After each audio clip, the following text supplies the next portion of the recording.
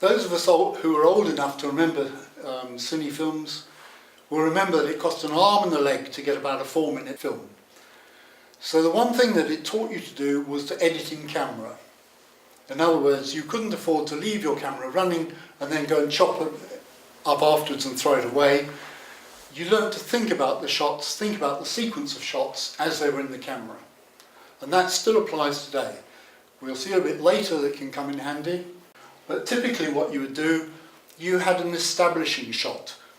It could be called a long shot or a wide shot, something which showed where you were, the overall environment.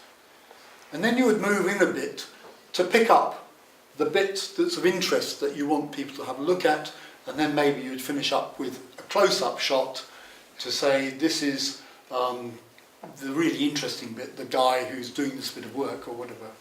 And we'll come back and we'll see that in play a bit later. So now we're going down to editing video. And I'll have a look at the principles, again the rules that you can break if you want. So keep things moving. It's important not to go too slow. If you're a Fellini, or a budding Fellini, you can afford to have very long shots. And in fact, I'm amazed in some films how long they spend looking at something where nothing much is happening. I wouldn't dare to do that here, because everybody would say, what's happening? I mean, this bus moving along, and we're watching a bus for 20 seconds. Is the guy off his nut?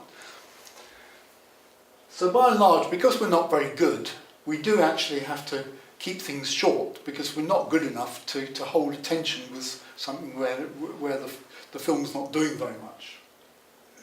You can omit quite a lot of things and the audience will assume them. For instance, if you see somebody reaching for a door handle, you don't have to show the whole of the opening the door and pushing the door. To see somebody go to a door and go like that, next thing you can be through it. So there are lots of ways in which you can actually shorten things and make the whole thing move faster by leaving out the bits that everybody knows is going to happen. If you want to include actual still photos in there, you can do. As far as I'm concerned, you can do. Some people say it isn't video, but there are times when you need to. But just remember that you've had things moving, and all of a sudden it stops.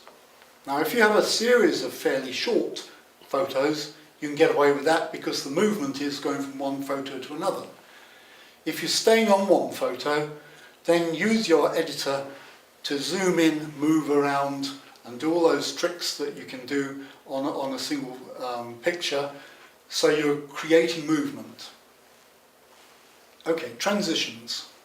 A transition is when you go from one shot to another, and most of the time you will simply cut from one thing to another.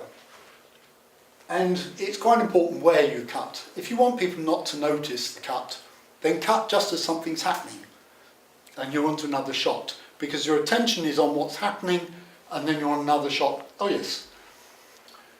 Occasionally you can use crossfades. By convention, they mean there's a passage of time. Sometimes they show a clock moving around or something like that, or sometimes you have this picture, you fade and you're here, and by convention that means that this is some time later. There are other times when the crossfade might be right. For instance, if you've got this slow film and you don't want to jump from this shot to that one, you might decide to fade from one to the other, so it's all a bit blurred.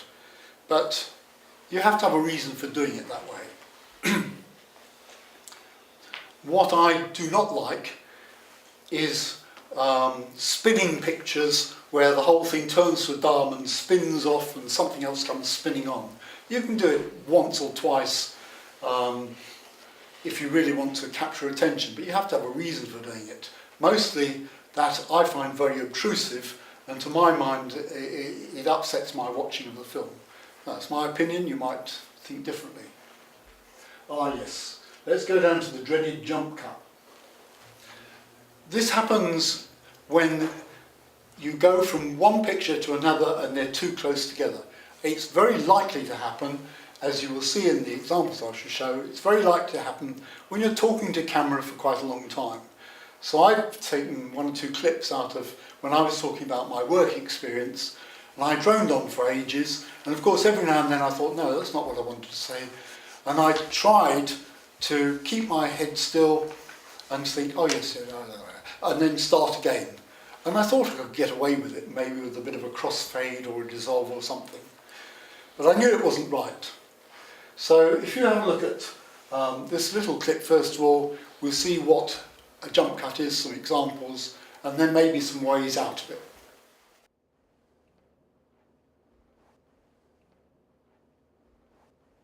You had to move on after 3 years. I found myself headed for a position in marketing. You had to move on after 3 years. I found myself headed for a position in marketing.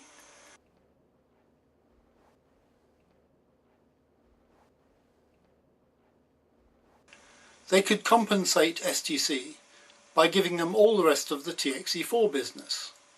And that is what happened. So for a few years, STC would have money coming out of its ears. But after that, there would be nothing unless we could find some major new chunks of business. The first result of this in STC was a major headcount reduction in engineering.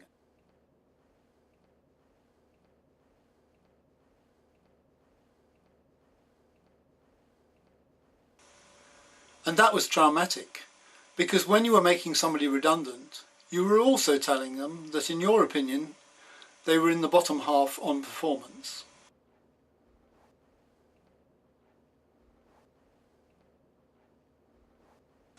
In other divisions, such as transmission, where there was a growth in optical fibres, and I remember that there was a mix of sending people to work in other divisions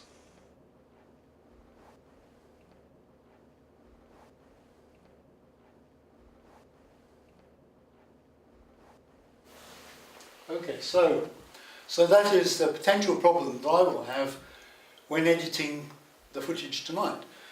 I'm hoping that Tony's going to swing round and take a few cutaway shots of the audience from time to time, and of course I can always go back and show the blue screen and get out of it that way. But that's what I mean by a cutaway shot, a cut to something completely different which covers the fact that there was a movement such as I was standing here and then suddenly I was standing here.